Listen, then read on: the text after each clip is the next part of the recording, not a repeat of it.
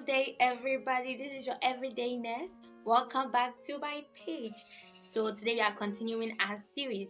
In our previous series, we got to know about what staying mentally healthy is. Today, we want to discuss the factors that can influence our mental health.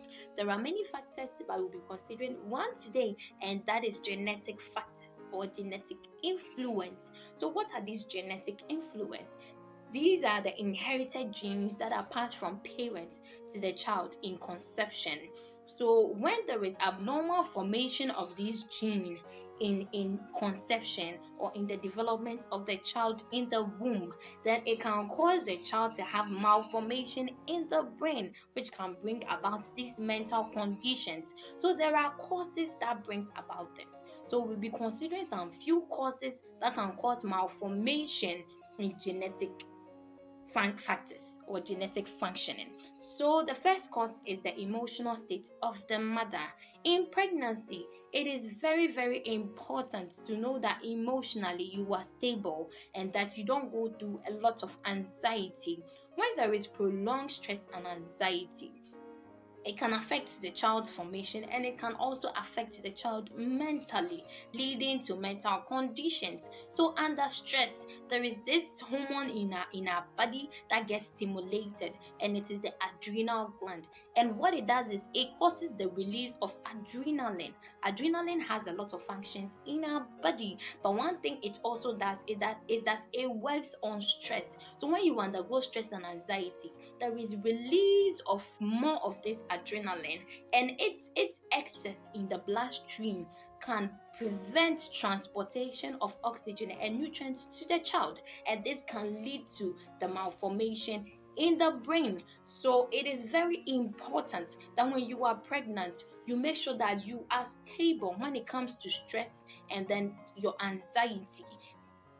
If you need help when it comes to this stage, seek for it, because it is very, very important, because the release of this adrenaline in the bloodstream can cause there to even be premature delivery, and we all don't want that. It can also cause the child to have attention deficit hyperactive disorder, which is a mental condition. So please, let's take note of it and take good care of ourselves in pregnancy. Another cause is the emotion nutritional state of the mother, or the nutrition the mother takes. We know that all the protein, the iron, the vitamin is very important and vital when you are pregnant. You need to eat very well when it comes to your nutrition. So please, let's take note of that. When you do not, we know that protein helps in development, protein helps in growth, and in pregnancy the child is growing, so the child will need all the protein he or she can have to develop very well. So if there is insufficient protein, then development is poor. Then that means certain parts of the body might not develop well in the womb, and the brain is one of them, and it can lead to other mental conditions. So one thing I studied, that when there is insufficient protein, it can lead to other disabilities.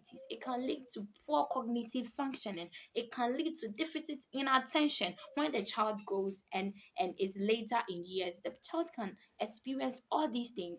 When it comes to iron, we know that iron forms part of HB. The blood that we receive is from iron. So it is very important that you eat foods that are high in iron. You make sure that when you see the doctor and they give you the drugs that you are to take that would help you get the iron, please don't neglect it. It is very important. And also eating very well for your HB to go high, because everything you take inside, the child also receives it. So it is very, very important for you to consider your nutrition very well. So what happens when the child does not get the sufficient iron that he or she could have?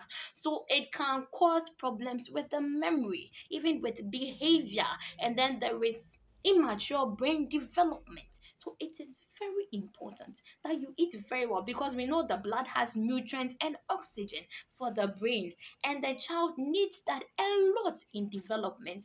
Another thing we can consider is vitamins, all the vitamin A, C, and the rest B and the other ones. We need them very much when we are pregnant because it also a help in building other parts of the baby's body. For example, the child can develop spinal bifida.